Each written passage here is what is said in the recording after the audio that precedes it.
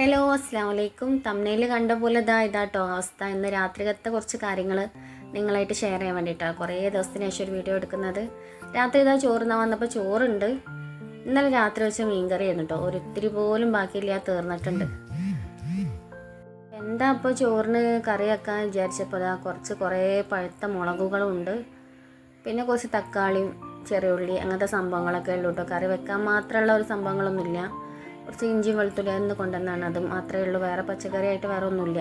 2 കർമൂസ ഉണ്ട് കേട്ടോ. നമ്മളിവിടെ കർമൂസ എന്നാ പറയുക, പപ്പായ എന്നൊക്കെ പറയും. പിന്നെ ഒരു ഉണക്കമീൻ്റെ ഒരു പാക്കറ്റും ഉണ്ട്, ഉണക്കമുള്ളനാട്ടോ അത്. അപ്പോൾ ഇതൊക്കെ വെച്ച് എങ്ങനെ ഒരു ഫുഡ് നമുക്ക് ഒരു കറി റെഡിയാക്കാമെന്ന് കാണിച്ചു തരാം കേട്ടോ. ഞാൻ അങ്ങനെ ഉണ്ടാക്കിയെന്ന്. ഞാൻ ഇപ്പോൾ ഒരു തക്കാളി കറി ഉണ്ടാക്കുന്നത്. പെട്ടെന്ന് നമുക്ക് വയറ്റി സമയം കളയാതെ പെട്ടെന്ന് ഈസി ആയിട്ട്, ഇത് സത്യം പറഞ്ഞാൽ ഞാൻ ഒരു 15 മിനിറ്റുള്ളിൽ ഉണ്ടാക്കിയ റെസിപ്പി ആട്ടോ മൊത്തത്തിൽ. അപ്പോൾ അത് ഒന്ന് ഷെയർ ചെയ്യാമെന്ന് വിചാരിച്ചു. ഇത് വേറെ പണിയൊന്നുമില്ല. നമ്മൾ 2 തക്കാളി, ചെറിയൊരു കഷ്ണം സവാള, പഴുത്ത 2 പച്ചമുളകല്ല ചുവന്ന മുളക്, പിന്നെ 2 അല്ലി വെളുത്തുള്ളിയും കൂടെ ചതച്ചിട്ട് കറിവേപ്പിലയും മല്ലിയിലയും കൂടി ചേർക്കുന്നുണ്ട് കേട്ടോ.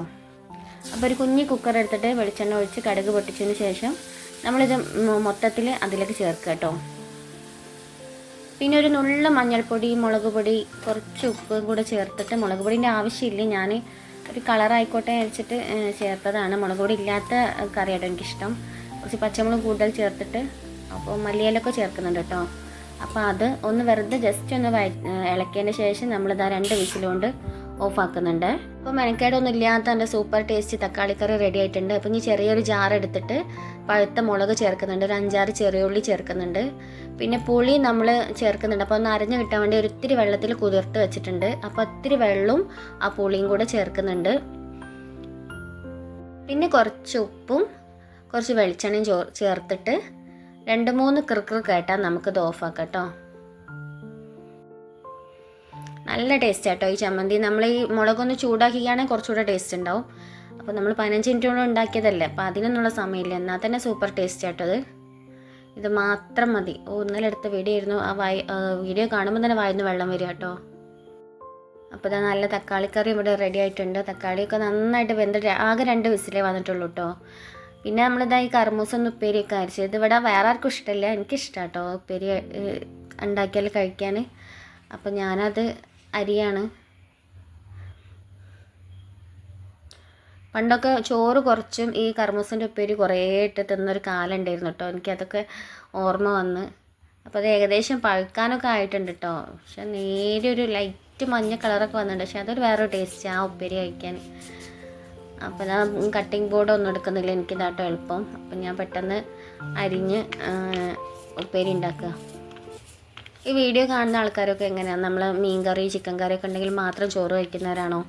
എൻ്റെ കാര്യം നേരെ ഓപ്പോസിറ്റ് ആട്ടോ. ഇങ്ങനത്തെ ഒക്കെ സംഭവങ്ങൾ ഉണ്ടെങ്കിൽ കൂടുതൽ ചോറ് കഴിക്കാൻ പറ്റും. ഉണക്കമീനൊക്കെ ഉണ്ടെങ്കിൽ എനിക്ക് ഭയങ്കര ഇഷ്ടമാണ് കേട്ടോ. അപ്പോൾ അതിൻ്റെ കൂടെ 2 പപ്പടം ഉണ്ടായിരുന്നു. അപ്പോൾ അതും പൊരിക്കാൻ വിചാരിച്ച്. അപ്പോൾ പപ്പടം ഇങ്ങനെ ഹോൾസ് ആക്കി കൊടുക്കുന്നത് ഒന്നായിട്ട് ഇങ്ങനെ പൊള്ളി വരില്ലേ, പപ്പടം ബബിളായിട്ട് വരില്ല. അപ്പോൾ അത് വരാതിരിക്കാനാണ് ഇങ്ങനെ നമ്മൾ ഈ ഹോളാക്കി കൊടുക്കുന്നത്. എൻ്റെ റാഫിഖാൻ്റെ ഉമ്മ പറഞ്ഞൊരു ടിപ്പാട്ടോ. ഇപ്പോഴല്ല, അമ്മ എന്നോ പറഞ്ഞത്. അപ്പം അമ്മ വിചാരിക്കും ഇതെപ്പോൾ ഞാൻ പറഞ്ഞു കൊടുത്തു വിചാരിക്കും. അപ്പോൾ പിന്നെ നമ്മൾ ഉണക്കമീൻ, നമ്മൾ ഉണക്കൽ എന്നാട്ടോ ഇവിടെ പറയാം. ഉണക്കൽ മുള്ളനാണത്. അപ്പോൾ അതൊക്കെ കട്ട് ചെയ്യുന്നുണ്ട്. ഇതിവിടെ ഇഷ്ടമുള്ള ആൾ ഞാൻ മാത്രം കേട്ടോ ഈ ഉണക്കമീൻ ഇഷ്ടമുള്ളത്.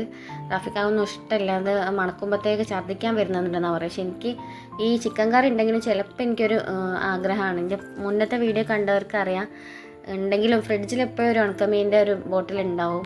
അപ്പോൾ പെട്ടെന്ന് എനിക്ക് തോന്നും രാത്രി നന്നായിട്ട് വിശക്കുമ്പോഴൊക്കെ, അപ്പോൾ ഒരു ഉണക്കമീൻ എടുത്ത് പൊരിച്ച് ഒരുപാട് ചോറുന്നാൻ പറ്റും കേട്ടോ.